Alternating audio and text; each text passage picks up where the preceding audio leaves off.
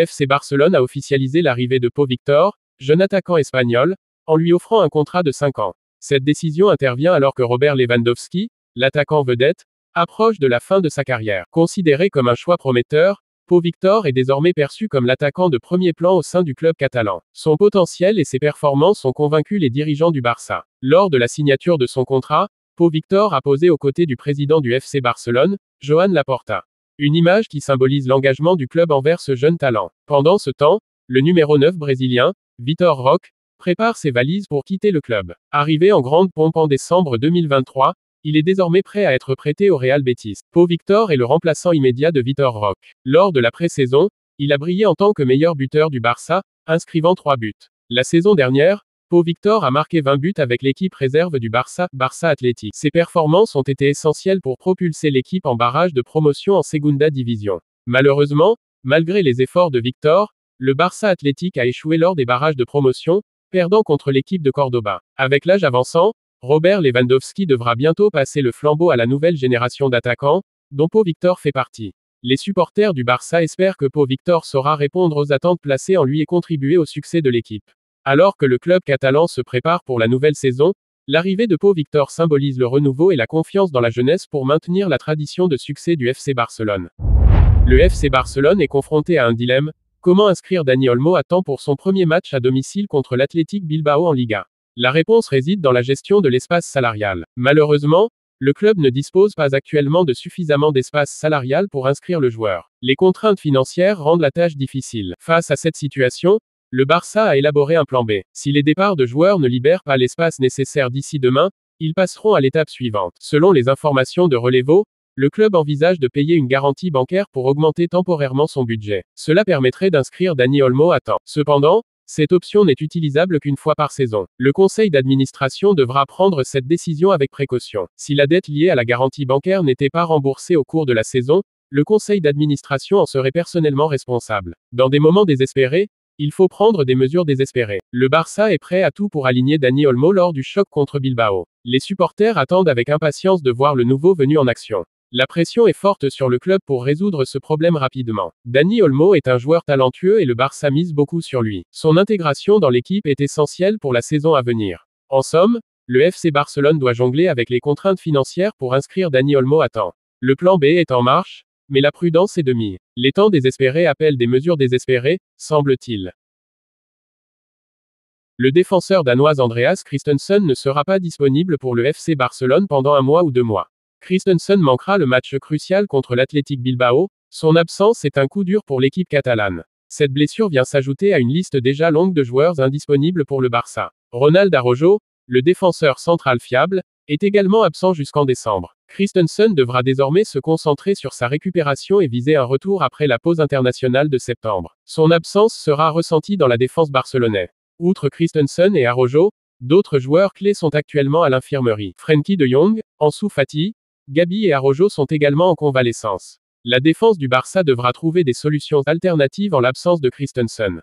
Les choix tactiques du coach deviennent cruciaux. Cette blessure arrive à un moment crucial de la saison. Le Barça devra faire face à l'Athletic Bilbao sans l'un de ses piliers défensifs. Les supporters espèrent un prompt rétablissement pour Christensen et attendent son retour sur le terrain avec impatience. Le staff médical du Barça devra travailler dur pour accélérer la guérison de Christensen et minimiser l'impact de son absence. Le Barça devra se surpasser sans Christensen face à l'Athletic Bilbao. Tous les regards seront tournés vers le Camp Nou pour voir comment l'équipe gérera cette situation délicate. Deco et Hansi Flick sont en parfait accord concernant la situation d'Ansu Fati au FC Barcelone.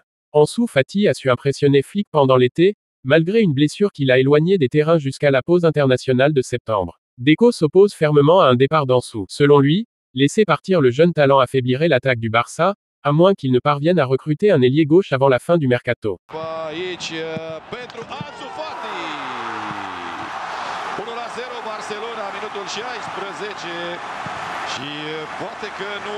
Avant sa blessure au pied en juillet, des offres avaient été formulées pour le transfert d'Ansu Fati. La plupart des prétendants ont abandonné les négociations, mais Séville reste intéressé s'il devait être mis en vente. Ansu Fati conserve le numéro 10 au FC Barcelone. Ce maillot était vacant la saison dernière, mais il lui a été attribué en reconnaissance de son talent et de son potentiel. Ansu Fati est sans aucun doute un joueur à surveiller de près cette saison. Sa capacité à revenir en forme après sa blessure et à s'imposer dans l'équipe pourrait faire la différence pour le Barça. Hansi Flick a exprimé sa confiance envers Ansu Fati. Le jeune attaquant a montré des qualités exceptionnelles lors des entraînements et des matchs amicaux, ce qui a convaincu l'entraîneur allemand de lui donner sa chance. Le Barça est confronté à un deal. Si le Barça décide de le vendre, le club andalou pourrait être prêt à passer à l'action. Cependant, les Catalans devront peser le pour et le contre avant de prendre une décision. Ansu Fati portera le numéro 10 cette saison, un maillot chargé d'histoire au Barça. En lui attribuant ce numéro, le club envoie un message fort, Ansu est l'avenir du club, et il a tout pour devenir un grand joueur. L'attention des fans du FC Barcelone est tournée vers un jeune talent prometteur, Marc Casado. Ce milieu de terrain, qui a récemment rejoint l'équipe, suscite déjà des comparaisons flatteuses. Lors de la conférence de presse avant le match contre l'Athletic Bilbao, l'entraîneur Hansi Flick a été interrogé sur les similitudes entre Casado et Joshua Kimmich. Flick a avoué avoir suivi de près les performances de l'Athletic de Barcelone l'année dernière. Il a été impressionné par ce qu'il a vu, soulignant la qualité de l'équipe. L'entraîneur allemand a une expérience solide avec Joshua Kimmich, l'ayant dirigé au Bayern Munich et en équipe nationale allemande. Son avis sur Casado est donc éclairé. Marc Casado a fait forte impression lors de son premier match complet sous les couleurs du Barça. Son jeu au milieu de terrain a été décisif lors de la victoire 2-1 contre Valence lors de la première journée. Casado partage-t-il des similitudes de jeu avec Kimmich? Les observateurs notent sa vision du jeu, sa capacité à récupérer des ballons et sa polyvalence. Le jeune joueur s'intègre rapidement dans le système de jeu du Barça. Son intelligence tactique et sa technique font de lui un atout précieux. Les fans espèrent que Casado continuera à briller et à se développer. Peut-il devenir un pilier du milieu de terrain, à l'instar de Kimmich au Bayern? Comparer un joueur à Kimmich est un compliment en soi. Casado a-t-il le potentiel pour atteindre le niveau du talent allemand? Marc Casado est sur la bonne voie pour devenir un nom familier au Camp Nou. Les regards sont désormais tournés vers ses prochaines performances, et les parallèles avec Kimmich ne font qu'ajouter à l'excitation. To combine with Lewandowski, or is he just looking to stretch the back line, that right-hand side? It's the 9th meeting between these two sides in just 18 months since the start of last year. But for football fans, you just can't get enough of El Clasico. It's Ancelotti against Flick. It's Los Blancos against the Blaugrana. And we're delighted, wherever you are, match awaits the whistle of referee Armando Villarreal. It's hot, it's humid, and the smoke from the fireworks and the pyrotech from Real Madrid. Courtois' kick out ends up back with Alex Balde. And Unai Hernandez is ushered out by Eder Militao, back at the heart of the defence. Modric, Lucas Vazquez. Endrick with a flick, good block. Sort of forces that ball to come all the way across his body. And Lewandowski, second bite of the cherry. Alex Valle earns the first. Near post flick is well saved by Thibaut Courtois to deny Paul Victor. Challenged well by Endrick, who sets Brahim Diaz off and running against Alex Valle. Needed a little. Looks like there will be a lightning delay. The players are being taken off the field.